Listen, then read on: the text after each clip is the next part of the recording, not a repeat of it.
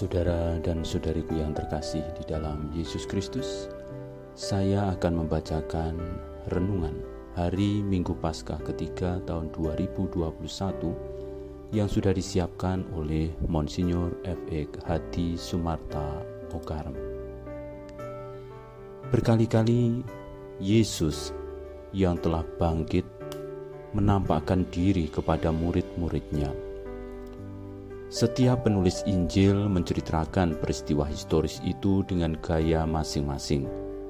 Tetapi mereka itu bukan tampil sebagai penulis profan sejarah, melainkan menulisnya sebagai ungkapan pengalaman iman yang mereka miliki setelah diolahnya bertahun-tahun dalam hati mereka.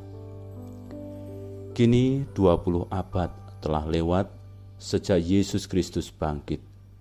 Kebangkitannya itu sungguh merupakan mukjizat luar biasa dan merupakan landasan keberadaan atau kehadiran Gereja Katolik abad demi abad hingga hari ini.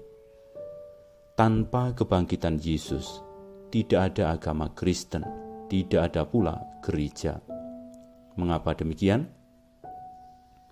Ternyata Allah Bapa memihak dan tidak meninggalkan Yesus putranya. Seluruh hidup Yesus yang dihayatinya lewat pergaulan, pengajaran, penyembuhan orang sakit, pengusiran roh jahat, pengangkatan kembali martabat manusia, dan khususnya juga kedudukan orang-orang perempuan, penghargaan terhadap orang miskin, tersingkir dan tertindas, bahkan pembangkitan orang mati, tetapi terutama kebangkitannya sendiri. Semua itu adalah ungkapan reaksi protes Allah terhadap ketidakadilan hukuman mati yang dijatuhkan kepada Yesus oleh orang-orang Yahudi maupun pemerintahan Romawi. Kebangkitan Yesus adalah protes yang tegas dan nyata terhadap nilai-nilai yang bersifat duniawi semata-mata. Ibadat dan kesalehan yang hanya mementingkan hukum-hukum dan peraturan manusia melulu yang palsu, ternyata justru menolak perutusan dan kedatangan Yesus putranya.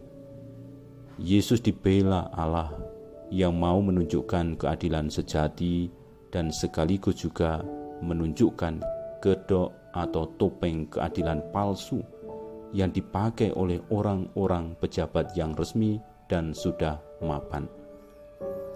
Maka kebangkitan Yesus memenangkan hak-hak orang yang tertindas, yang tidak mujur hidupnya dan sangat lemah dalam kedudukannya dalam masyarakat.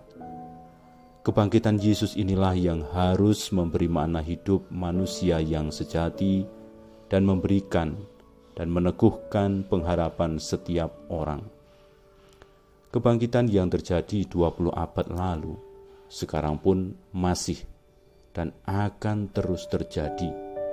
Kebangkitan bukan hanya di masa lampau, melainkan juga kini.